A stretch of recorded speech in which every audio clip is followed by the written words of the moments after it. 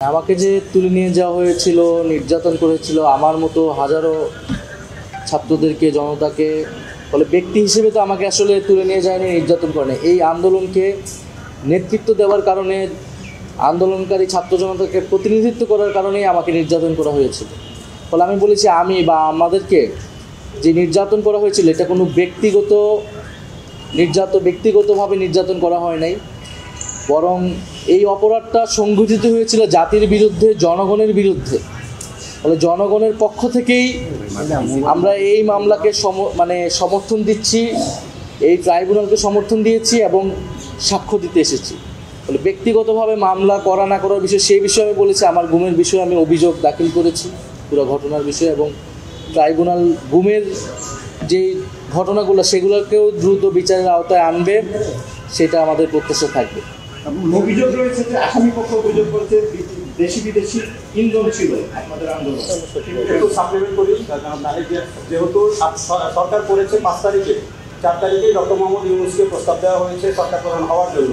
সেই ক্ষেত্রে এই জায়গাটা ধরেই কিন্তু প্রশ্ন তোলা হচ্ছে যে তাহলে কি ষড়যন্ত্রটা বা পরিকল্পনাটা আগে থেকে হয়েছিল না, এই জায়গায় আপনি প্রক্রিয়া করেন। 3রা আগস্টই এই সরকার পতনের এক দফা ঘোষণা হয়ে গিয়েছিল। ফলে তখন থেকে আমাদের পক্ষে, আমার জনগণের পক্ষে, জনগণের কাছে শেখ হাসিনার সরকার আর বৈধ ছিল না। আমরা নতুন সরকার গঠনের প্রস্তুতি নিচ্ছিলাম, কারণ এই সরকারকে আমরা রাজনৈতিকভাবে আমরা মেনে নিচ্ছিলাম না এবং আমরা উৎখাতের ঘোষণা দিয়েছিলাম। ফলে যেই সরকার সেই সময়ে জনগণের বিরুদ্ধে অবস্থান নিয়েছে, নির্বিচারে গুলি চালিয়েছে এবং 16 বছর ধরে ভোটাধিকার হরণ করে, নাগরিক অধিকার হরণ করে ক্ষমতায় ছিল, শান্তিপূর্ণ জুলাই আগস্টের আন্দোলনে গুলি চালিয়েছে, হত্যাযজ্ঞ চালিয়েছে, তার বিরুদ্ধে এক দফা ঘোষণা করাটা, তাকে উৎখাত করার প্রস্তুতি নেওয়াটা বৈধ। এখানে কোনো ষড়যন্ত্রের কিছু নাই, এটা জনগণের পক্ষ থেকে বৈধ ছিল। জনগণের অভ্যুত্থান হিসেবেই জুলাই আগস্ট অভ্যুত্থান সংগঠিত হয়েছিল।